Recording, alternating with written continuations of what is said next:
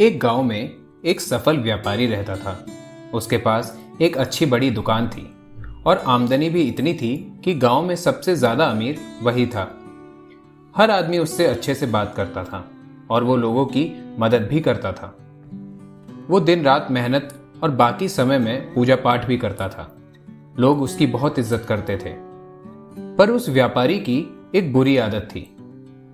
वो जल्दी गुस्से में आकर लोगों से बुरा भला कह देता था, जिससे गांव के बहुत से लोग उससे नाराज रहते थे। और जब वो नाराज लोगों को मनाने जाता और वो लोग नहीं मानते तो उसको और ज्यादा गुस्सा आता और वो और भी बुरा भला कह देता और फिर बाद में व्यापारी को बहुत बुरा लगता।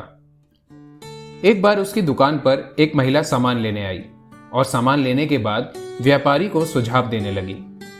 भाई साहब, पास के गांव में एक दुकान है। वो लोगों को ज्यादा सामान लेने पर तरह तरह के उपहार और छूट देता है।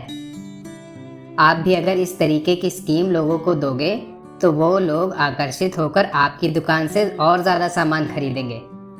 इससे आपको भी फायदा होगा और गांव के लोगों को भी दूर नहीं जाना पड़ेगा। इस बात को सुनकर व्यापारी एकदम भड़क जाता है और महिला को खरी खोटी सुना देता है।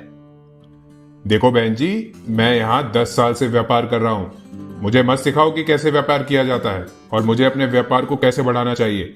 आप अपना सामान उठाओ और अपने घर जाओ।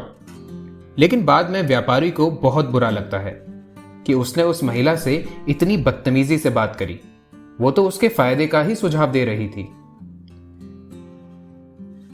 एक बार गांव में एक बहुत ज्ञानी संत आते हैं। कुछ ही दिनों में दूर दूर तक उनके ज्ञान के चर्चे होने लगते हैं। जब ये बात व्यापारी तक पहुंचती है तो वो दौड़कर संत से मिलने चला जाता है। व्यापारी संत की बहुत सेवा करता है और फिर उन्हें अपनी समस्या बताता है। गुरुजी, मैं बहुत परेशान हूँ। मैं कभी भी किसी का बुरा नहीं चाहता, ना मैं चाहता मेरी वजह से किसी को कोई ठेस पहुंचे।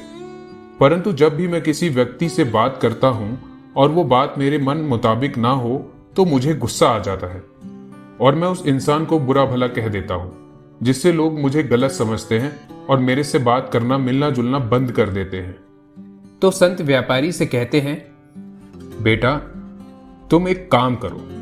तुम बहुत सारे कागज के टुकड़े लो और पूरे गांव में फेंक आओ, फिर मेरे पास आना। व्यापारी बिना सोचे समझे दिन भर कागज के छोटे छोटे टुकड़े पूरे गांव में फैला देता है और फिर संत के पास पहुंच जाता है।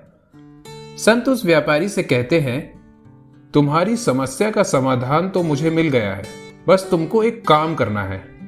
तुम जाकर उन सभी कागज के टुकड़ों को इकट्ठा करके यहां ले आओ।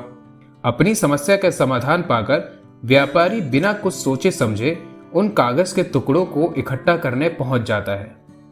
बहुत देर तक कोशिश करने के बाद व्यापारी को यह समझ आता है कि यह काम करना तो नामुमकिन है। वो दौड़कर संत के पास वापस जाता है और कहता है, आपने जो ये काम दिया है वो तो असंभव है। मैं चाहकर भी उसको पूरा नहीं कर सकता। संत मुस्कुराते हैं और कहते हैं, बेटा, मैं भी तुम्हें यही समझाना चाहता हूं। किसी को कहे अपशब्द वापस नहीं कर सकते, इसलिए हमें हमेशा सोच समझकर बोलना चाहिए। आज के बाद तुम ये बात अपने मन में अच्छे से बिठा लो। चाहे कुछ भी हो जाए, तुमको किसी को भी अपशब्द नहीं बोलने हैं। संत से प्राप्त इस ज्ञान से व्यापारी की आंखें खुल जाती हैं और वो दोबारा जब भी किसी को गुस्से में कुछ बोलने वाला होता है, उसको कागज के टुकड़ों का उदाहरण याद आ जाता है। इस कहानी से हमें यह सीखने को मिलता है कि कितनी भी मुश्किल क्यों ना आ जाए, हमें किसी को अपशब्द नहीं बोलने चाहिए, क्योंकि अपशब्द से हुए नुकसान की भरपाई करना असंभव है। गलत शब्दों से किसी को भी ठेस नहीं पहुंचानी चाहिए।